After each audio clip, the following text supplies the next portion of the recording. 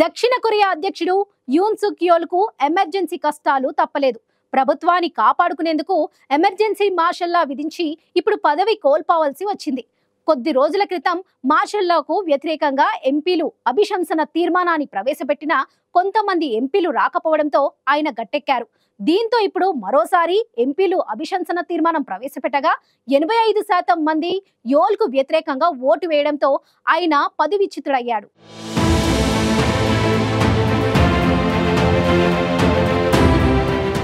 ప్రతిపక్షాలు తన ప్రభుత్వాన్ని కూల్చేందుకు కుట్ర చేస్తున్నాయనే ఆందోళనతో ఎమర్జెన్సీ మార్షల్ లాను విధించి కష్టాలను కొని తెచ్చుకున్నారు.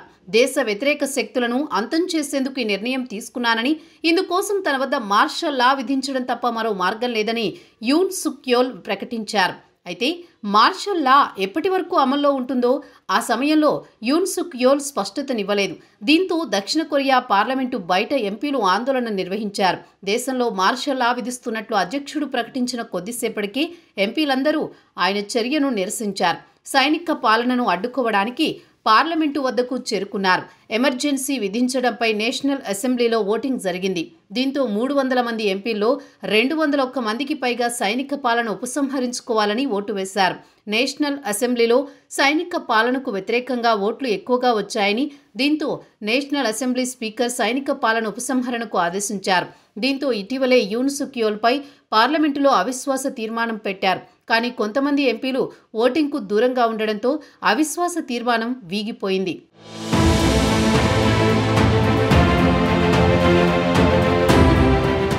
మొదటిసారి నేషనల్ అసెంబ్లీలో పెట్టిన అవిశ్వాస తీర్మానం వీగిపోవడంతో మరోసారి ఎంపీలు అభిశంసన తీర్మానాన్ని ప్రవేశపెట్టారు. అయితే ఇది ఆమోదం పొందింది. 300 మంది సభ్యుల్లో అభిశంసన తీర్మానం నెగ్గాలంటే 200 ఓట్లు రావాల్సి ఉండగా 204 మంది ఓటేశారు. 85 మంది అధ్యక్షుడు యూన్ సుక్ యోల్కు వ్యతిరేకంగా ఓటు వేశారు. దీంతో యోల్ పదవి కోల్పోవాల్సి వచ్చింది. ఇక తాత్కాలిక దేశ అధ్యక్షుడిగా ప్రధాని హాన్ డక్ సో వ్యవహరించనున్నారు. యోల్ను తిరిగి విధుల్లోకి తీసుకోవాలా, పూర్తిగా తొలగించాలా అన్నది రాజ్యాంగ న్యాయస్థానం నిర్ణయించనుంది. అయితే దీనికి దాదాపు 6 నెలల సమయం పట్టే అవకాశం ఉంది. అధ్యక్షుడిని తొలగించే పక్షంలో 60 రోజుల్లో ఎన్నికలు జరగాల్సి ఉంటుంది. పీపుల్ పవర్ పార్టీ సభ్యుల గైర్హాజరవడంతో గత శనివారం తొలి అభిశంసన తీర్మానం నుంచి ఆయన గట్టెక్కారు. ఈసారి మాత్రం ఆయన సొంత పార్టీ సభ్యుల్లో పలువురు అభిశంసన తీర్మానం ఆమోదం పొందడానికి సహకరించారు.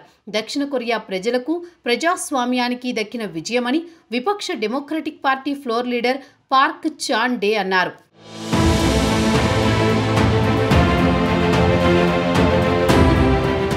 మరోవైపు అభిశంసనలో ఓడిపోవడంపై యూన్ సుక్ యోల్ స్పందించలేదు. పాలనపై కోల్పోతున్న పట్టును నిలుపుకునేందుకు మార్షల్ లా విధించి ఇప్పుడు పదవిని కోల్పోవాల్సి వచ్చింది.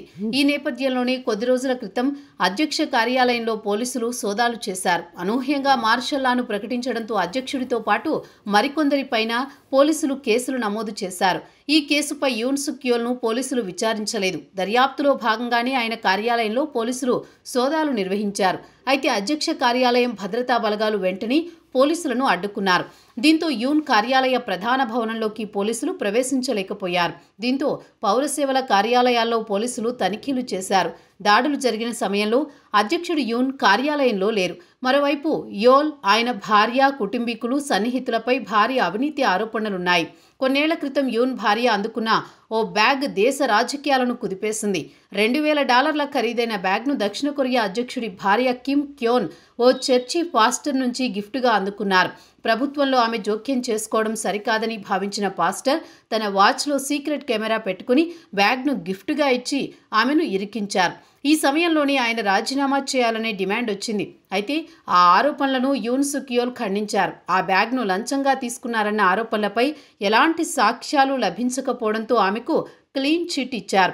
అయినా ప్రతిపక్షాలు ఇప్పటికీ దానిపై విచారణ జరపాలని డిమాండ్ చేస్తూనే ఉన్నాయి. దీంతో వరుస వివాదాలతో ఆయన ప్రతిష్ఠ దెబ్బతింది. ఇప్పుడు ఏకంగా ఆయన పదవి కోల్పోవలసి వచ్చింది.